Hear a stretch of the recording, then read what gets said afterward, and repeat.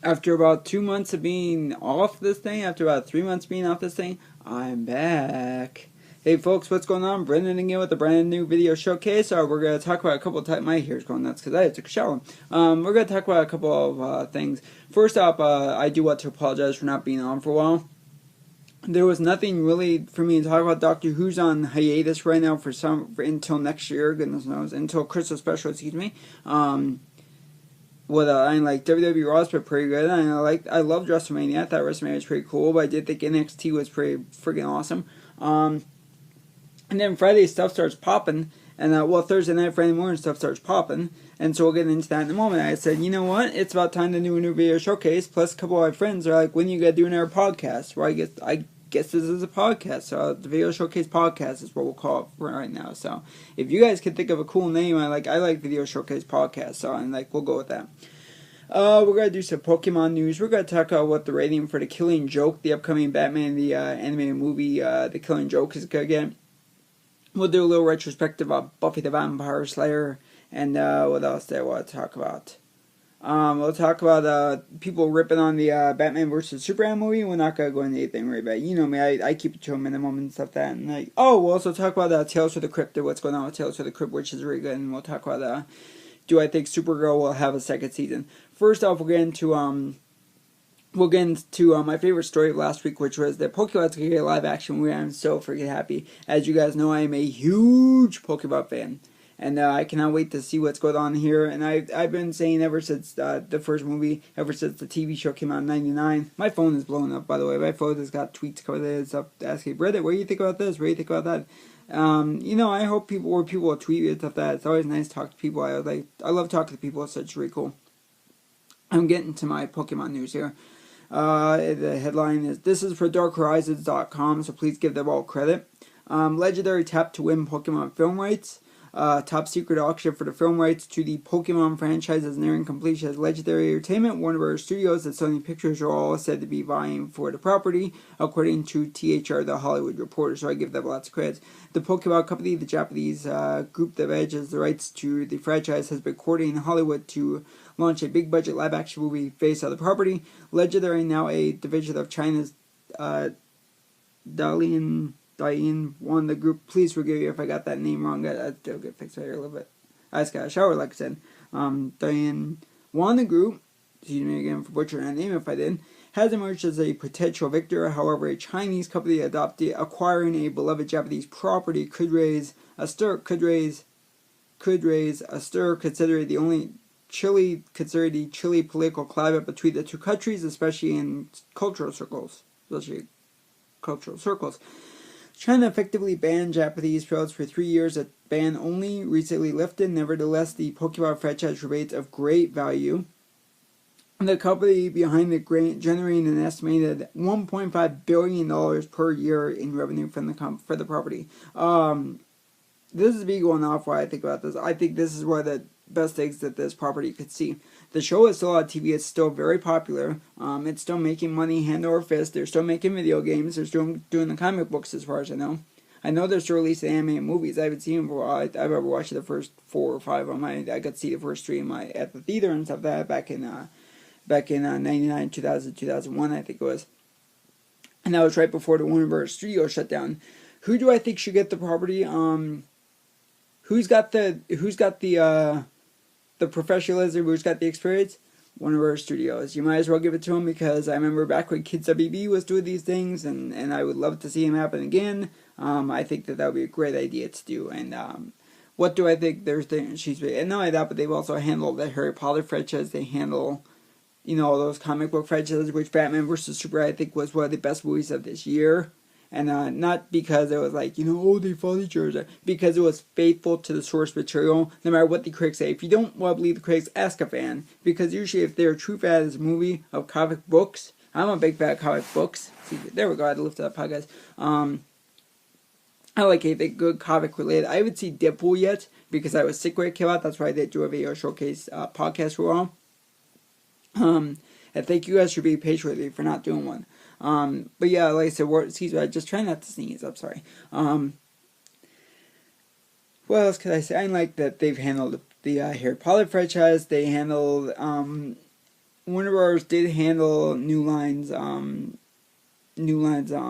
Lord of the Ring franchise. They just handled the Hobbit franchise. They hit more than they missed. You know, once in a while they'll miss and stuff. That, you know, I know people there like Green Lantern, but I thought it was pretty decent. I thought it was pretty good. I like Ryan Reynolds, so I'm biased. So I'm yeah, I'm very biased. And I know a lot of people like Ryan Reynolds. He's really cool. He did a great job with Deadpool. Like I said, I haven't seen Deadpool yet. For what I heard, he did a good job. I am going to watch Deadpool. It comes out DVD and Blu-ray next month, so I'm looking forward to it. I do think Warner Bros. Will be smart, and if they can, I think they're going to pull out all the stops. Excuse me, they're going to throw everything into the pot to get the Pokemon franchise back, because that's sweet Pokemon money, folks. That's that sweet Pokemon money, and believe me, I'm one of the biggest fans of all time. I have Pokemon tapes. I watch on Netflix. I have the soundtracks at home. I listen to it all the time. You know, just I love the show, and my nephews love the show. I got them hooked on the show. My youngest nephew just started watching the old school Pokemon franchise on Netflix, the Indigo League, and he's watching season 1. So I'm gonna try to see if I can find season 2 from. I'm sure it's on iTunes. We could get that too. I'm sure it's on like Amazon and stuff like that. I think the best thing they could do with this franchise is for a live action one. Like I said, they've done this before with Harry Potter, where they've translated the books to movies, and it's turned out very successfully, as a lot of my friends will profess to be, will back me up on that. It turned out very successful. What they need to do with this is they need to get unknown kids and get the unknown kids to play the younger roles. That way we could see them grow up on screen. And you know, it is a kids franchise and stuff that, so we could see them grow up on screen and stuff that. And then, like, if they have to, they could recast stuff that. Get the adults to be the older roles. And I was calling for this back in the day. I said, God bless him. You know, rest in peace, Robert Williams. He would have been perfect as Professor Oak. I think he'd be fantastic and everything. And I wish he was still around. And like, I would have cast it. He would have been the first one cast. I think he was a big. I know he's a big video game fan, because I've seen the Nintendo commercials he used to do with his daughter Zelda, who that's a little hint as to how they're fans and stuff like that. I think he would be great. With his passing, I think that I could see someone like Peter Capaldi from Doctor Who, the Doctor, seeing as how he's going to maybe be in Lego Movie 2. I think that's a Warner Brothers franchise, Lego Movie 2. Lego movie, and since he's gonna be in there, they could easily, you know, see if he'd do a Pokemon movie, live action Pokemon as Professor Oak. Consider he's Professor Oak, and Professor Oak's not in every episode of the Pokemon thing, or else if he is, he's usually not on screen for too long, or like the series and stuff that what I watched, you know. And then if he is, he's either at his lab talking to Ash or the kids, or else he's like a video screen. They could do that, you know. They could do it because there's FaceTime and everything like that, so they could actually put that through and stuff like that. And so I could see Pierre Capaldi playing the wonderful Professor Oak. I think he would just bring that to life so well, because I know he's a big fan. He loves kids. He hangs out with kids. He always does, you know, the hospital visits. He always sends video messages to kids about Doctor Who and being the doctor on Doctor Who and stuff like that. Because if a kid's having a bad day, like he'll send him a video message. I know he's done that. He's one of the sweetest people in the world. One of the best PR people I've ever seen. So I think he would do a great job as Professor Oak. Jennifer Love Hewitt, I think, could do a good job as Nurse Jenny or Nurse Joy. See, it's been a while, so I do apologize. It's Poppin's story. It's the Nurse Joy, Officer Jenny. And she could do one of those things. I think Sarah Michelle Gellar could do a good job as the other one. I could see Hayden Panettiere could be actually good as one of those two as well. Jesse James, I think you have to go with unknowns for those roles too, just like with Ash, Brock, and Misty. You know, you go with the unknowns and you let them grow up on screen, especially with those characters. Stuff that'd be really cool. You know, as for the Pokemon, I'd imagine they'd be computer generated and stuff like what they do with the Transformers movies, where they're live action. You could actually have them interacting back and forth with the Transformers, stuff that you could do that with Pokemon. That's what I think will happen with Pokemon with live action. I wait in bated breath for news. When there is news, I will get on here and tell you guys. But in the meantime, I cannot wait to see what happens with that. Getting into the more darker animated news, I want to say congratulations to Warner Bros. Mark Hamill. I'm trying to remember his name. Kevin Conroy, thank you. It's been a while. Kevin Conroy and the cast and crew of Batman animated Batman the Killing Joke for getting the appropriate R rating for their animated The Killing Joke movie, which I think is going to be fantastic. If you have not read The Killing Joke, go in any comic book store, go to a Barnes & Noble, and you can pick that up pretty cheap. The trade paperback, the graphic novel, they're just probably the best graphic novel that I've ever read in my life. I love it all. You know, I love like Death of Superbad, Death Return, and stuff like Death, Future for a Friend, World Without Superbad, The Return of Superbad, Ray the Superman, and stuff like that. But I love them all. But I think The Killer Joke is probably one of the best comic books they've ever done. And it's good to see that this is definitely not a kids movie. So if before anyone wants to run out and get it for little Jimmy and little Jenny and stuff like that, you know, just to use names and stuff like that. Just want everyone to see that this is not a kid's movie. I mean, like, older kids, fine, but this is definitely, you know, the way that the Joker abuses and just attacks Barbara Gordon, and not only just like what he does to her to make sure she can never put out the cape and costume again, because out there, if I remember correctly, he doesn't know that she's Batgirl and stuff. That she's Batgirl, by the way. That's be lightening up a little bit. But just to make sure that she doesn't cause trouble for him, what he's gonna do, he does some real nasty stuff to her, makes her father look at all the pictures, and I'm sure like maybe videos of what he does and stuff. Expect that in a couple of weeks, a couple of months. Definitely, you know, take a look at that, works out The Killing Joke. But definitely do not show that to younger children, as not a kids movie. If you all watch it first at Dead Sea, and then maybe decide that's fine, I would say, you know, use caution. Err on the side of caution, like you do with Deadpool. If you see Deadpool, it's definitely not for kids. If you want to show it to kids later after you've seen it, then that's cool. But you know, other than that, but congratulations to everything for getting them rated R. Because they're so worried that they're gonna get PG-13, but it's rated R, so I think it's really cool. They're gonna just go, you know, all out nuts, up against the wall, just go crazy with this thing and stuff. So I can't wait.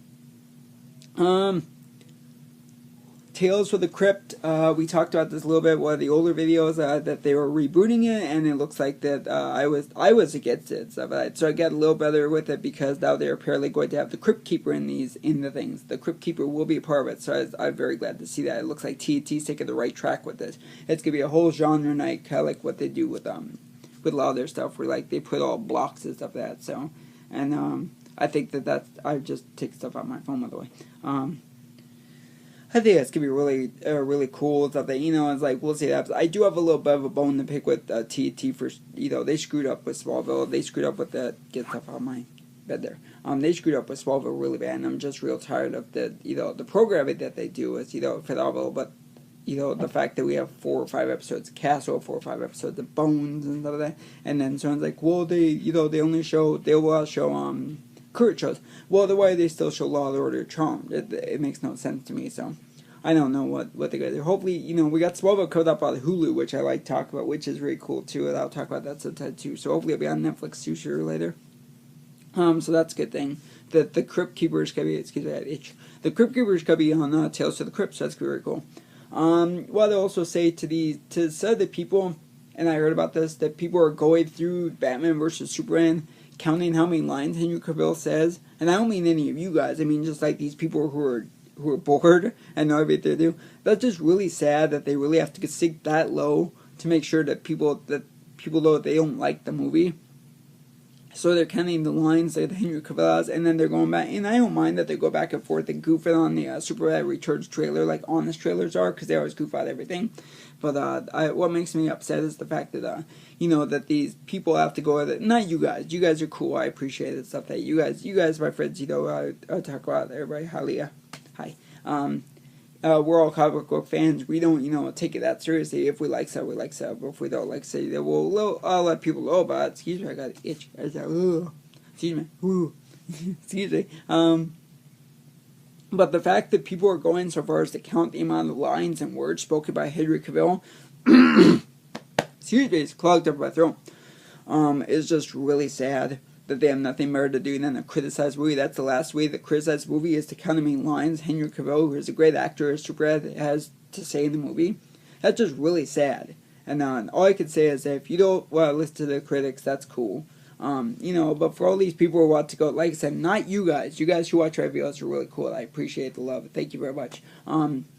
What makes me mad is that people stoop this low to go and count the words and lines on Henry Cavill as. It's like really sad that they have to stoop to that level because the money that this movie has made is phenomenal. It's almost $1 billion worldwide. So we're reaching, we're looking at Deadpool status here, folks. That's really cool. We're gonna get we're gonna get Suicide Squad in August. We're gonna get Wonder Woman next year. We're gonna get next summer is Wonder Woman, and we're gonna get next spring or summer is Wonder Woman. Next fall is Justice League Part 1. So I can't wait. Finally, I wanted to say congratulations to the fans of Buffy. It was way back in when was it that premiered? I gotta look this up for you guys because it's the anniversary of it. I think it was 97. So I think we're looking at 18, 19 years. And I can remember being a young WB fan. I didn't get hooked out at the beginning because I remembered the old movie. The movie wasn't bad. It was it's kind of cheesy and stuff like that. So, come on, IMDb. What are you doing today? Yeah, okay, I remember now. It debuted in 1997. And I wanted to say this back when the anniversary happened, but back then I was still a little bit sick, so I just wanted to make sure that I got on here and said I was a big fan of Buffy, starting with season... Excuse me, I'm sorry. I do apologize. Not trying to fire you, go straight that. I was a big fan of Buffy. I think I got hooked on it when we got our local WB here in Arizona, and which is out the CW, which is still KWBA, which the caller is Richard Days Rico. I've talked about that before, so go back and watch the old videos that you'll see. And the first day we got the WB here, it was New Year's Day, 1999. I got home from work. I got to watch the first episode of Buffy, the final episode of Buffy season 1 called Prophecy Girl. That's always been it was my favorite episode. That's my second or third favorite after Graduation Day Part 2 and Graduation Day Part 1, Part 2. And love that. I've been a big fan ever since. So 1997. So it's been 19 years since Buffy premiered. And after all this stuff it's gone through, it's switched networks. It's been on different networks for reruns and stuff like that. And we just got through with the ABC Family / Freeform garbage where they did we're gonna put Buffy on. Then 3 seasons later, three seasons later they were done with it because I swear they'll watch their own shows that they pick up. It's like that too. And I do have a theory that the reason that it's be like that is because they're getting to a storyline. I think I've talked to us before this, that they get to a story that they were about to get to a storyline where Buffy and Angel consummate their relationship. It causes him to lose his soul. So and I understand it's a comfortable topic for everyone that they consummate their relationship, but you would really think that they would watch the shows before they buy them. So fortunately, without the pivot, I think it's on pivot. It's on Netflix. I know that. I know ABC Family did it with Smallville too, with Dawson's Creek. I've talked about that too, so we'll leave it at that. But yeah, congratulations to Buffy. Next year is 20 years. I can't believe that. I love the show, and I think it's one of the best that I've ever, like I said, ever since I watched it on New Year's Day 1999. That I've been a big fan of it, and I can't wait to see what they do next. They're still doing comic books. I know that they make a cage, like I said. I think Sarah Michelle Gellar could be really good in live action Pokemon movie, though she's a big fan of kid stuff and everything like that, so they do a great job. And I know that Freddie Prinze Jr., her husband, used to work for WWE. I think he still might in some capacity, so and so like I said, congratulations to Buffy. 19 years in counting. Oh my gosh, I still remember it was yesterday that I watched it. Well, we got the WB here in Arizona, and I love I love CW. CW's gotten a lot better ever since the premiere a couple years ago, but it's got a lot better now and stuff. And I think the stuff that they show now is great. But I would love to see what I think CW would thrive at is to show older shows on the reruns, or to take Friday nights or something like that, give it to Buffy and Angel or something like that. Show the older shows like Smallville and stuff. That should be really cool. But like I said, I've talked about that before. Unlike the weekends, I've talked to the CW and they've said that it's a local affiliate thing, so we'll see what happens, because I have I'm a little bit of contact with CW and see maybe if they could show reruns on Saturday and Sunday and stuff like that. So we'll see what happens, but and same thing with Smallville and stuff. I think that they would be wise to bring to put the shows on Sunday night, Easy View and stuff. I know that they have the app, but the app is the app only has the most recent episodes, which I definitely want everybody to go check out the CW app and CWTV.com, because they're on there too.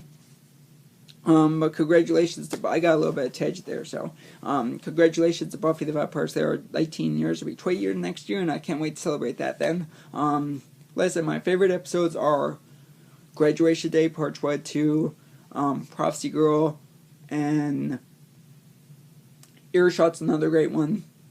But whatever it's Graduation Day, Part 1, 2, or Prophecy Girl, I definitely make sure to go back and watch them whenever they're on TV or whatever. I see it's on Netflix and stuff, whatever it's on Netflix and stuff that, and